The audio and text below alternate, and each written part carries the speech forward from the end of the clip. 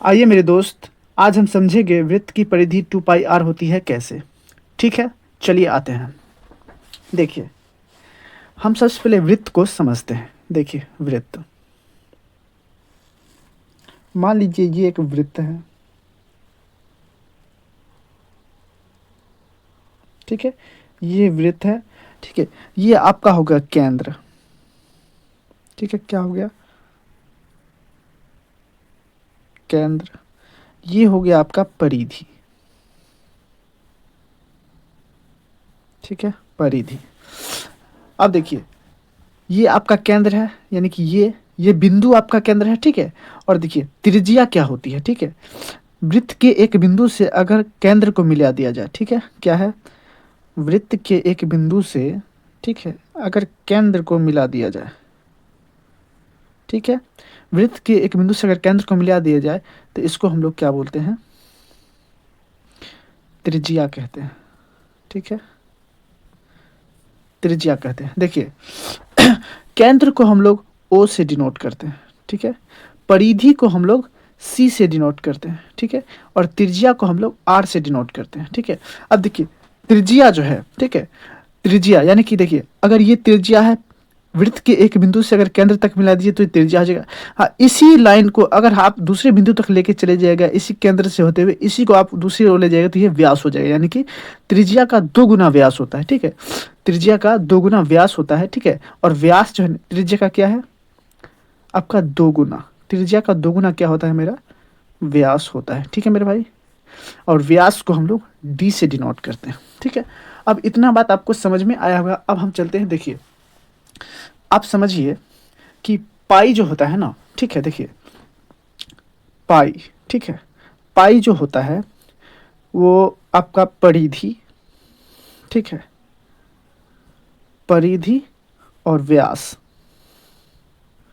ठीक है, व्यास का अनुपात होता है। ठीक है, अब देखिए, और परिधि और व्यास व्यास का अनुपात जो है ना, एक स्थिरांक होता है। ठीक है, जिसको हम लोग 22/7 कहते हैं। ठीक है, क्या कहते हैं? 22/7। यानी कि कहने का मतलब ये है, अगर पाई परिधि और व्यास का अनुपात हम निकालेंगे ना किसी भी वृत्त में, तो 22/7 ही आएगा। देखिए कैसे आता है, हम इसको आप लोग को समझाते हैं। देखिए, सबसे पहले आप समझिए परिधि और व्यास का अनुपात एक स्थिरांक 22/7 कैसे आता है। ठीक है, मान लीजिए, ठीक है, देखिए मान लीजिए कि कोई वृत्त है। ठीक है, उसका त्रिज्या कितना है?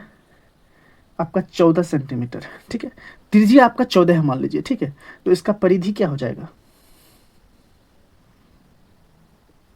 परिधि 2 × पाई का वैल्यू 22/7 इंटू आर 14। ठीक है, काट दीजिए इसको, कितना हो गया? 2। 22 × 44, 44 × 88, परिधि कितना हो गया? 88। परिधि कितना हो गया? 88। अब देखिए क्या निकालना है हमको? पाई की वैल्यू निकालनी है। ठीक है, पाई हम लोग क्या दे हैं? देखिए पाई क्या है? परिधि बट्टा व्यास। परिधि हमारा कितना आया? 88। तो यहाँ पे आप 88 लिख दीजिए। ठीक है, 88 लिख दिए। अब देखिए 88 लिखने के बाद क्या है? व्यास। व्यास हमारा कितने, कैसे? देखिए त्रिज्या हमारा आर है, तो त्रिज्या त्रिज्या का दोगुना व्यास होता है, तो इसको दोगुना करके आप लिख दीजिए, 14 दूनी 28। ठीक है, आप इसको 7 से काट दीजिए। ठीक है, कितना चाहिए? 7 एकम 7। ठीक है, और sorry sorry sorry, 1 minute 1 minute. ठीक है, 4 से इसको काटिए। ठीक है, 4 दूनी के 8, 4 दूनी के 8। ठीक है, और फिर 4 से इसको काटिए तो 7 बार में आपका कट जाएगा। देखिए 22/7 आ गया, हो गया 22/7। देखिए एक उदाहरण आप और देखिए। ठीक है, मान लीजिए आर जो है ना, आर है आपका 21। ठीक है, आर कितना है? आर है आपका 21। ठीक है, तो अब 2 पाई आर निकालिए। परिधि, परिधि कितना हो जाएगा? देखिए परिधि आपका हो जाएगा 2 पाई आर, कितना हो जाएगा? देखिए 2 × 22/7 इंटू आर कितना है? 21। काट दीजिए, 7 × 21, कितना हो जाएगा?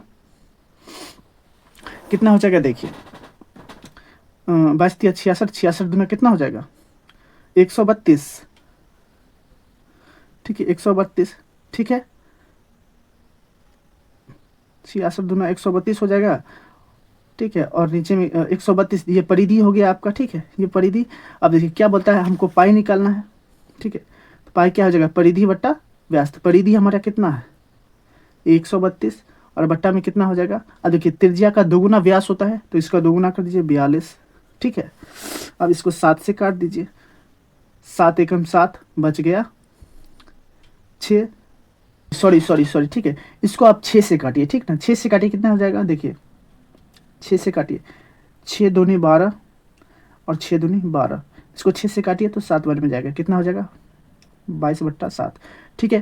प्रूव्ड हो गया, यानी कि परिधि और व्यास का अनुपात जो होता है हमारा एक स्थिरांक 22/7 ही आता है, ठीक है। तो समझ गए आप। अब यहाँ से हम अब इसको प्रूव्ड करेंगे, देखिए मेरे भाई, ठीक है। अब समझिए, अब हम लोग आप लोग को बताते हैं।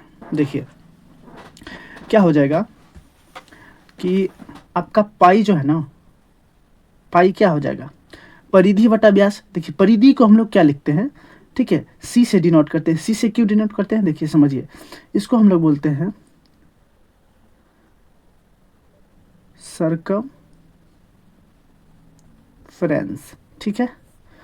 और व्यास को हम लोग बोलते हैं डायामीटर, ठीक है। व्यास को हम लोग क्या बोलते हैं, डायामीटर बोलते हैं।